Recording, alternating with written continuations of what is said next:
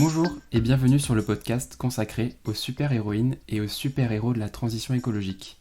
Villejuif a lancé son premier budget participatif cette année. En avez-vous entendu parler ? Partons à la rencontre de celles et ceux qui ont proposé un projet et découvrons pourquoi les jeunes de la Green Team leur ont attribué un coup de cœur. Dans cet épisode, il est question d'un grand ménage de printemps.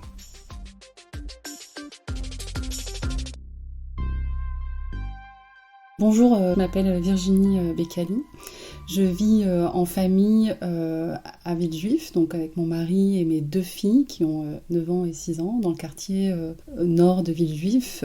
Alors ce projet propose en fait d'organiser une journée dédiée à l'écologie d'intérieur, donc l'intérieur de nos maisons et finalement aussi l'intérieur de notre corps, de notre cerveau, et de faire cette journée lors du printemps, comme on appelle le grand ménage de printemps.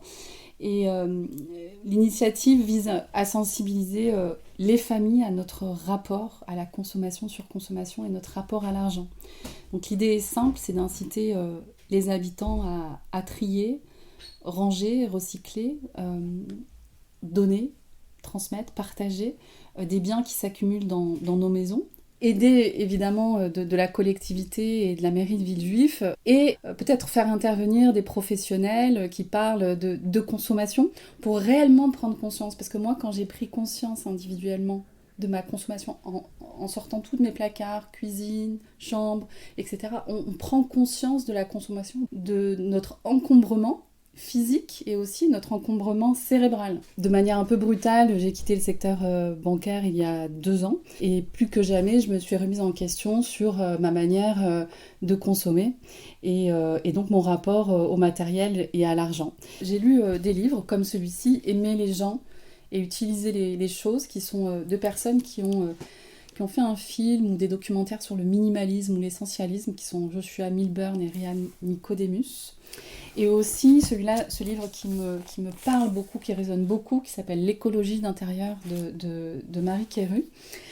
Et je me suis moi-même interrogée sur mon rapport aux objets que j'achetais au quotidien ou à l'argent que je gagnais dans ma vie.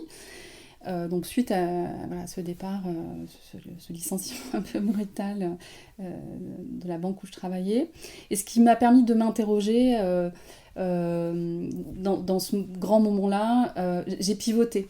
Voilà, je me suis dit, mais comment je peux redonner de l'énergie, de la vitalité, retrouver de l'équilibre dans mon quotidien, qui allait clairement en pilote automatique, métro, boulot, dodo, enfant le soir, voilà le fameux tunnel qu'on connaît. Comment accorder du temps de qualité à mes enfants, à mes nouvelles rencontres, à cette nouvelle vie qui s'offre à moi, là, cette nouvelle vie professionnelle.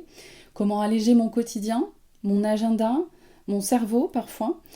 Et pendant des années, vraiment j'étais au cœur du réacteur de la consommation. J'ai vu nos clients consommer, leur comportement d'achat. Voilà, j'ai posé tout ça et l'idée en fait, elle émerge comme ça, comme une réponse au trop-plein.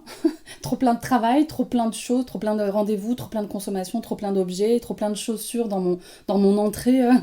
Voilà, et qui rend nos quotidiens pénibles, automatisés, digitalisés et allez, déshumanisés. Ça me permet de transmettre aussi une notion qui m'est précieuse, c'est le détachement aux choses.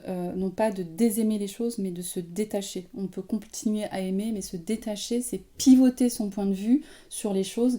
C'est comme quand on déménage. C'est quelqu'un qui m'a parlé de ça, qui parle de l'énergie des lieux, et qui me dit, quand on est triste ou nostalgique, par exemple, quand on déménage, on est nostalgique des souvenirs joyeux de l'immatériel qui ont animé notre foyer, notre maison.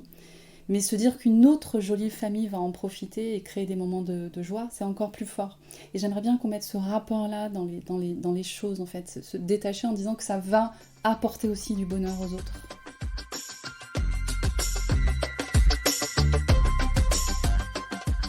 Moussa est un des jeunes de la Green Team. Qu'a-t-il pensé de ce projet ? Grand ménage de printemps, c'est par exemple, j'ai une trottinette électrique, j'en veux plus, je peux la donner à quelqu'un qui, lui, en prendra soin, l'utilisera systématiquement, pas systématiquement, mais en tout cas en prendra soin, et qui n'est pas venu pour la revendre, pour l'utiliser lui-même.